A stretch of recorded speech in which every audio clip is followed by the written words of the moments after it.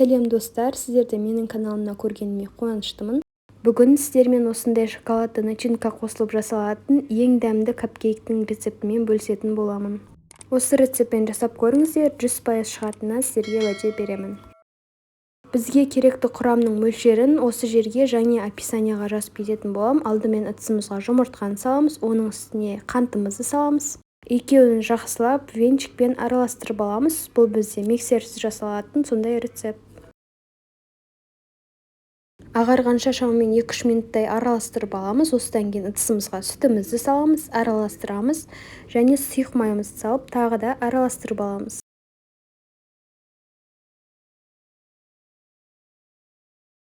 Енді біздің құрғақ ингредиенттеріміз, яғни ұн және қамыр қопсытқыш екеуін жақсылап араластырып, қамырымызға 2-3 бөле отыра салатын боламыз.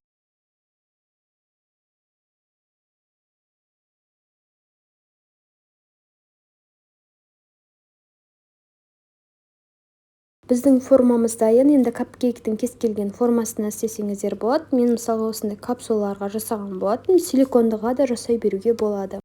Қамырды шамамен 2-3 қасықтай саламыз осындай капсулаға, ал силикондыға 2 қасықтың өзі жетеді. Бастысы толтырып салуға болмайды, әйтпесе пісіп жатқан кезде өзінің формасынан шығып кететін болады, сондықтан жартысына дейін ғана салуымыз керек.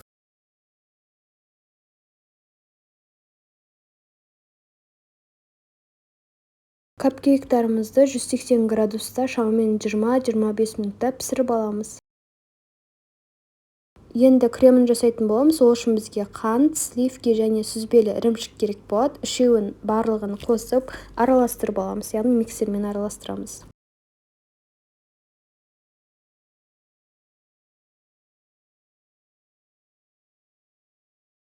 Бізде осындай өзінің формасын жақсы ұстайтын крем дайын болды.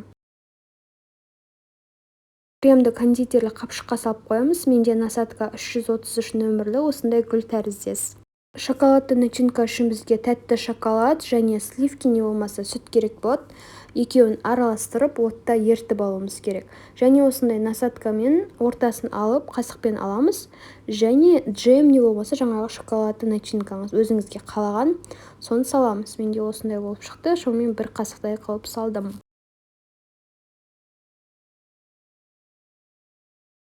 Алып тастаған капкейктің бетін қайтадан үстіне жауып қоямыз.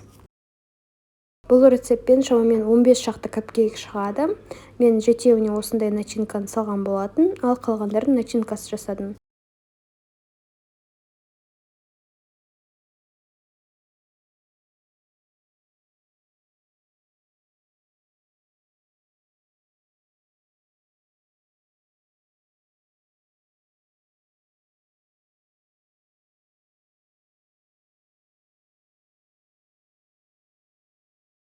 Үстіндегі декоры өзіңіздің фантазияңызға байланысты. Алдымен кремді осылайынан жағып шықтым.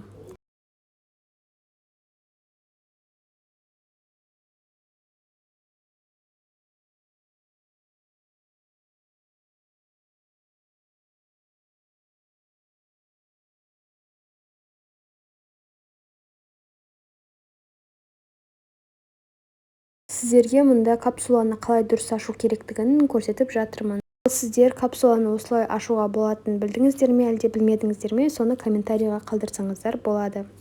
Шынымды айтсам, өте дәмді болып шығады. Сіздерге бұл рецептпен міндетті түрде қайталап көруге кеңесімді беремін. Менің каналыма тіркелуді ұмытпаңыздар.